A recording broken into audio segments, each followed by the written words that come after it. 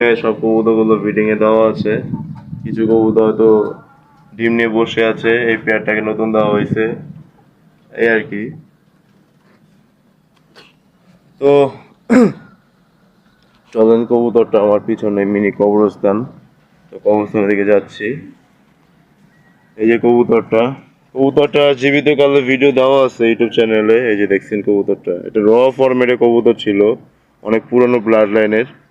এই কবুতরটা 2015 সালে 3 সাইড চ্যাম্পিয়ন করা, ঠিক আছে, 3 সাইড চ্যাম্পিয়ন।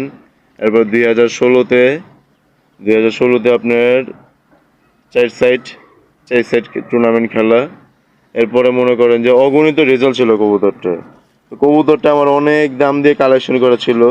এই কবুতরটা আমার ছাদে আজকে থেকে না, আমার কাছে প্রায় আজকে আপনার 2000, হ্যাঁ, 2016